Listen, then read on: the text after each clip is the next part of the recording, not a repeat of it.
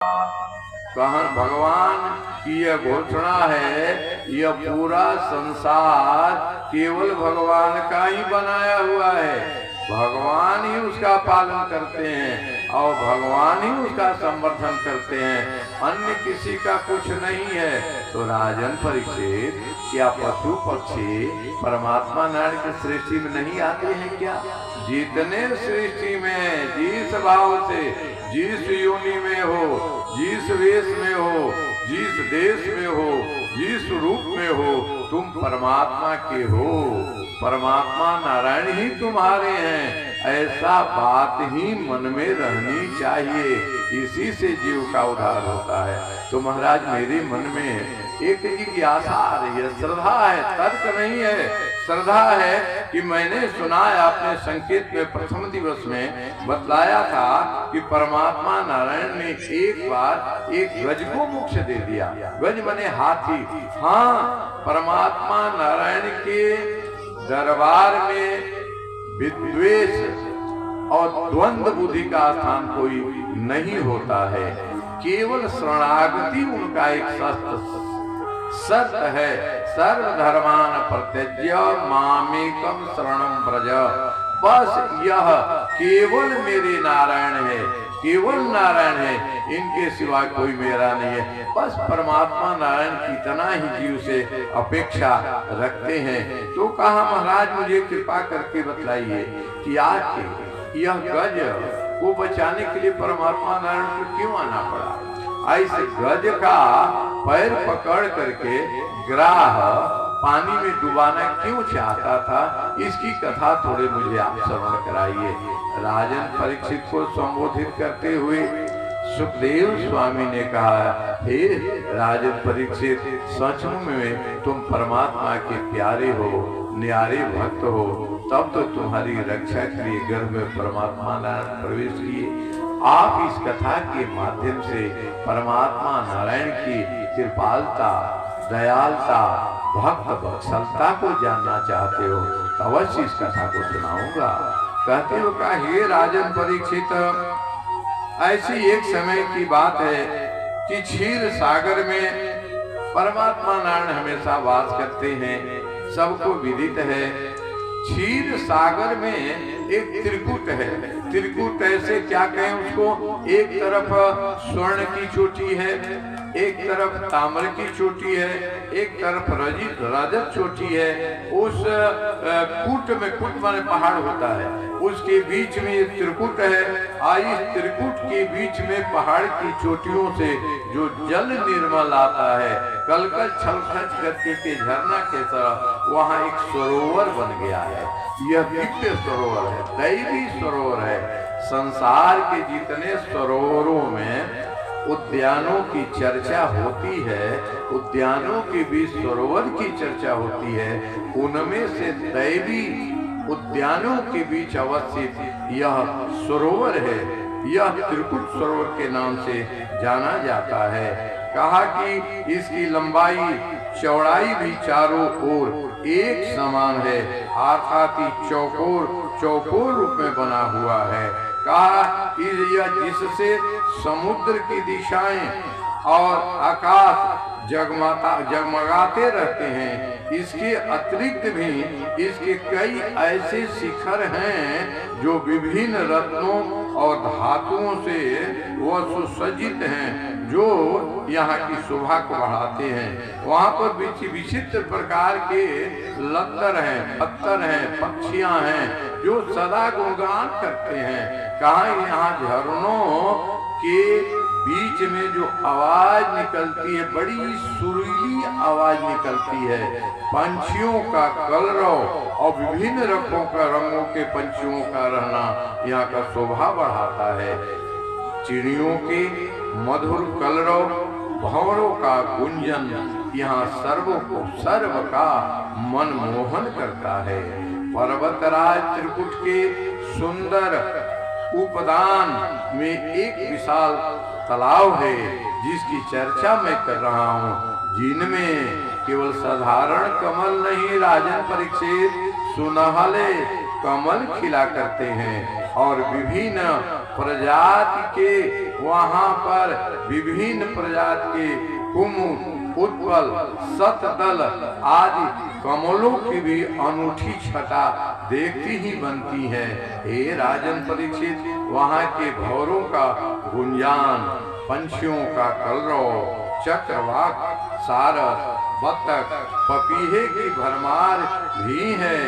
तालाब में मछलियां और कछुओं के चलने से कमल हिलता है। कमल के फूल पूरे खिले हुए हैं, उस पर मकरंद लदा हुआ है। ये सनई सनई धीरे धीरे हवा के झोंके से चलने से कमल हिलता है। मकरंद जल में गिरता है और कुछ हवा के झोंकों से वह इधर अत्र तत्र हवा अपने स्वभाव के अनुसार उस पराग को चारों तरफ फैला देता है, जिससे परम सुंदर दैवी वातावरण का अनुभव होता है। ऐश्वर्य और ऐश्वर्यता का भान होता है। यहाँ पर कदम, रुद्राक्ष और कदम, रुद्राक्ष, लता पता के अतिरिक्त अशोक, शिशिर, हरिसिंगार, सोमजूही, मलिका, सतपथ आदि के दैवी सुंदर सुंदर वृक्ष के हरे लता पता भी दृष्टिगोचर होते रहते हैं, जो सदा सदा मन को परमात्मा नारायण के ऐश्वर्यमयी लीलामयी इस संसार की ओर से खींचकर उनके चरणों में ले जाते हैं। यहाँ पर देवांगनाएं किरणा करने के लिए आती हैं, अजोगी लोग ध्यान करने के लिए आते हैं। ये समान त्रिपुट सरोवर नहीं समझना। राजन परीक्षित, इस सौंदर्य वर्णों को सुन करके राजन परीक्षित जी ने कहा, महाराज मुझे 7वें दिन आने में अब कितना दिन बाकी है? 14 को ही मुझे जाना है, 7 दिन पूरा होना है मुझे। मतलब 7 दिन में मेरा प्राण आप ये संसार के, फूल के, उद्यान के, जलाशय के, पंछियों के, कलरों के, ये क्या मुझे सुना रहे हैं? इस पर सुखदेव स्वामी जी ने कहा, हे राजन परीक्षित, यहाँ नारायण पधारने वाले हैं।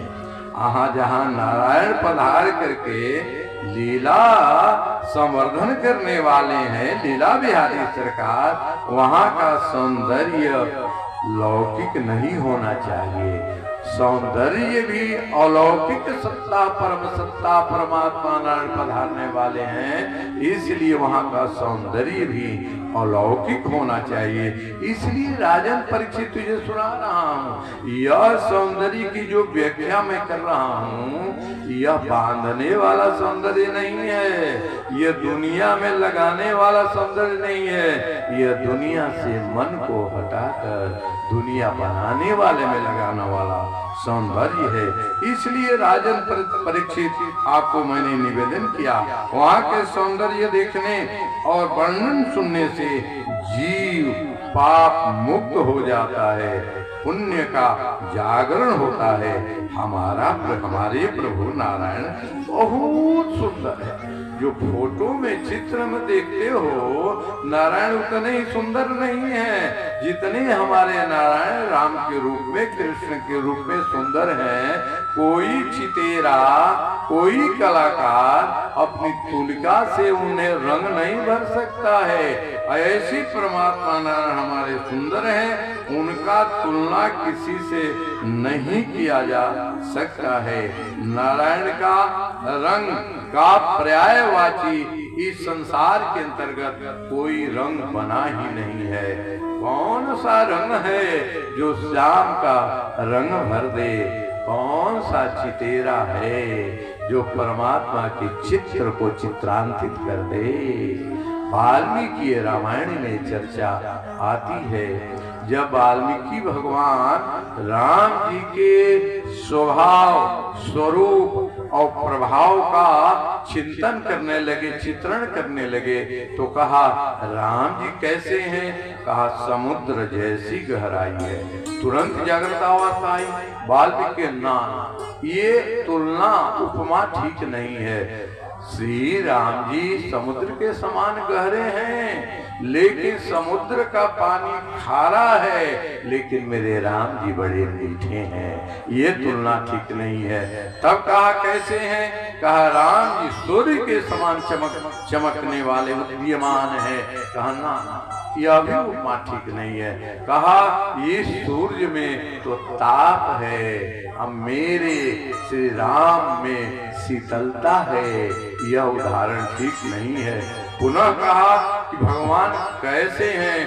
कहा शीतलता युक्त हैं, कि ये चंद्र के समान हैं, रामचंद्र हैं। कहा ना, यह भी उपमा ठीक नहीं है। चंद्रमा में दाग है, सूर्य में आग है, ऐसा मेरे राम में न दाग है न आग है, इसलिए न चंद्र से तुलना की जा सकती, न सूर्य से तुलना की जा सकती, न समुद्र से तुलना की जा सकती। अंत में वाल्मीकि जी, भगवान वाल्मीकि रामायण लिखते हैं, राम जी कैसे हैं? तो राम जी के तरह ही हैं, इनका तुलना किसी से नहीं किया जा सकता। सुखदेव स्वामी जी कहते हैं, उस पर्वत के घोर जंगल में बहुत से हाथियों के साथ समूह रहता है, और उस समूह में उसका हाथियों हथनियों का एक प्रधान है, राजा के नाम से हम कह सकते हैं। उसका नाम है गज का राजा Gajendra.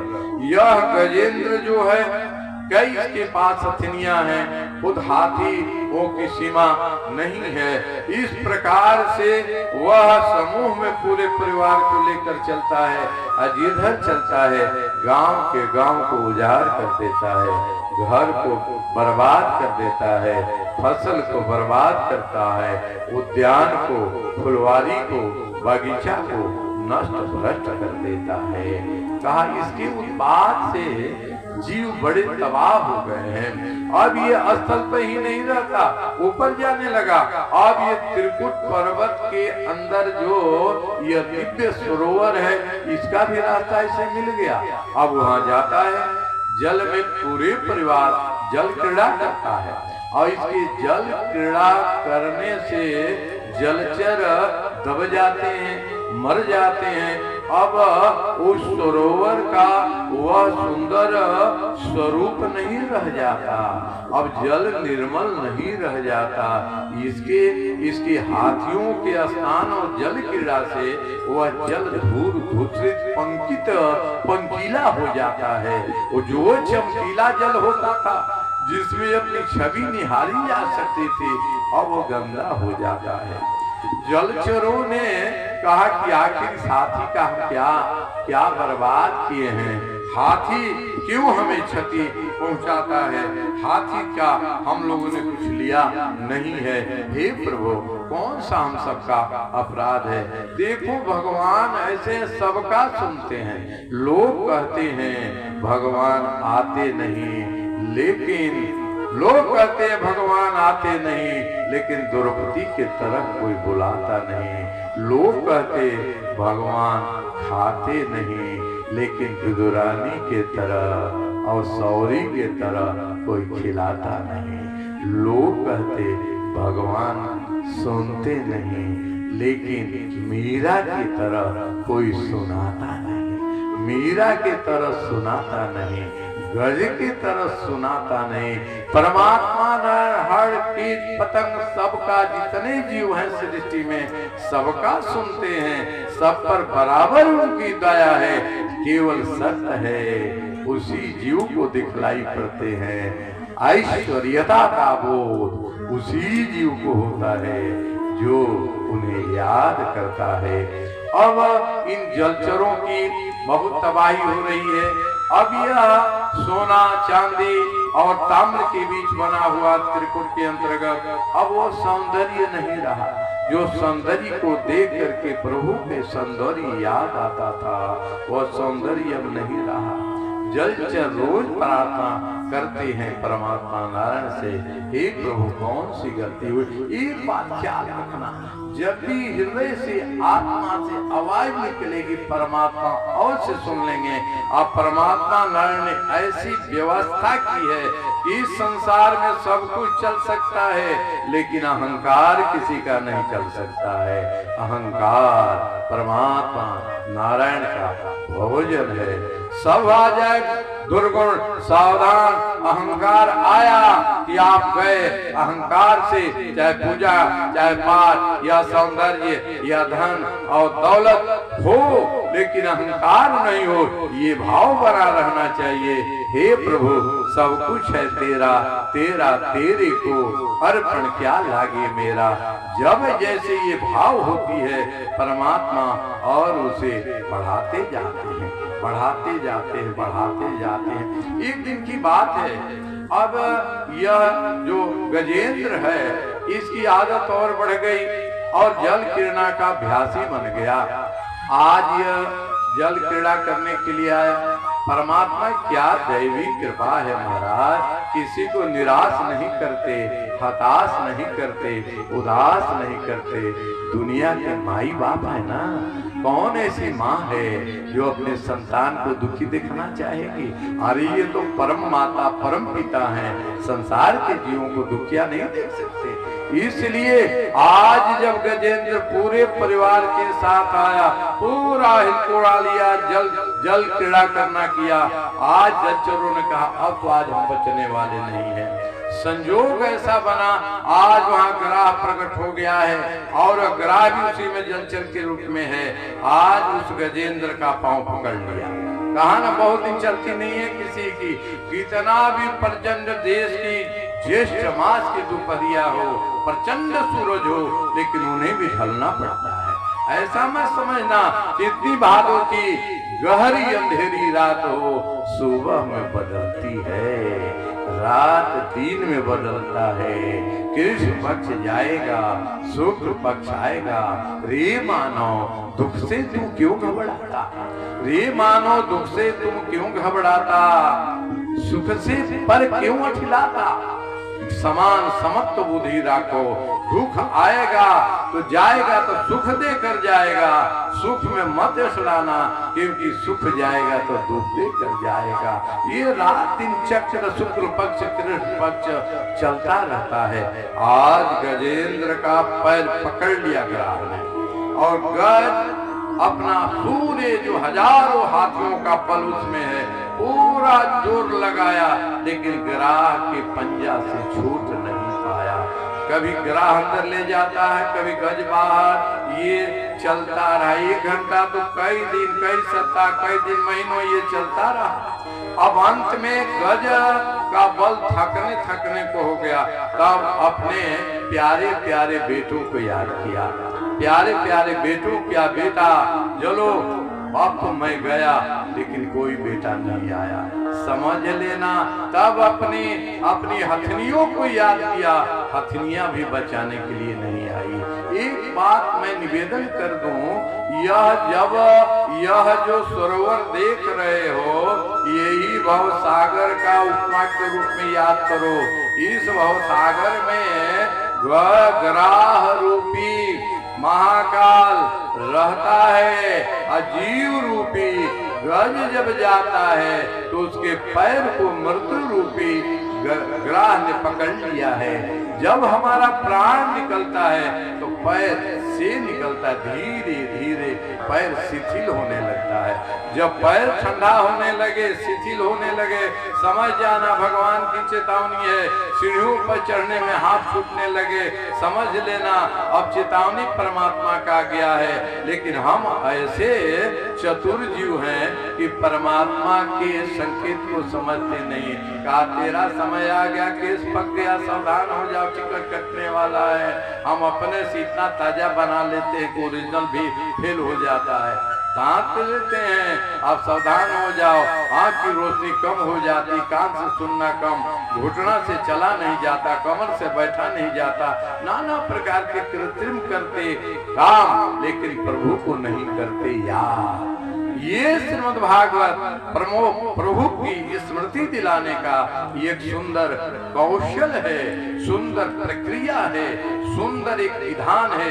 Shrimad Bhagavat ji give good process and do good program and good policy to remember the God is Paramatma Narayan को स्मृति दिलाने का यह राज मार्ग है।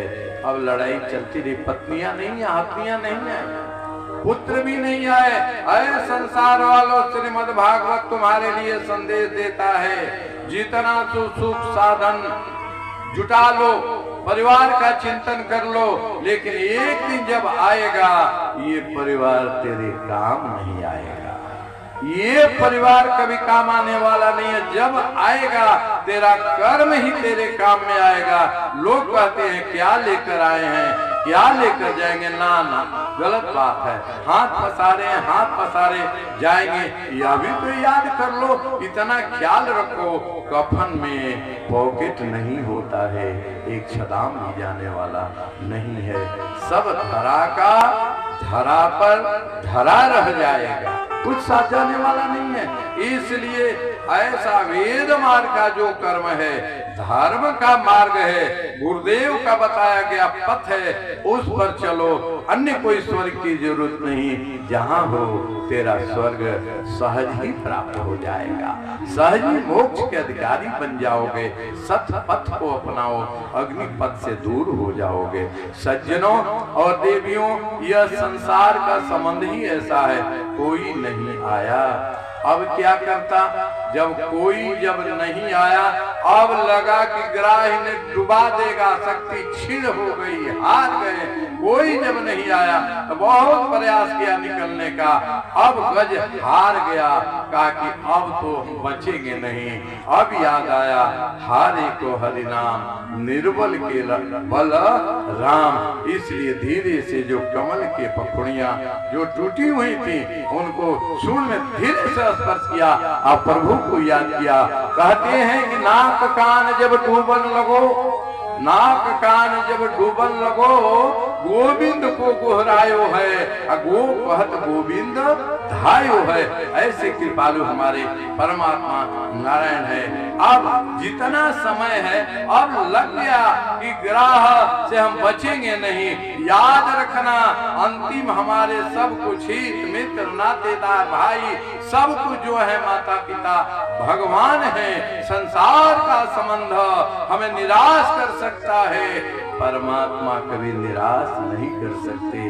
आज गज को याद आया, गज गोहराने लगा, जय जय। अब बचूंगा नहीं प्रभु मैं, अब आप ही का आसरा है, आप ही हमें संभाल सकते हैं, बस आप ही मेरे हैं। हारे के हरि नाम, निर्बल के बल राम। अब प्रार्थना कर रहा है परमात्मा, तू ही मेरी नैया।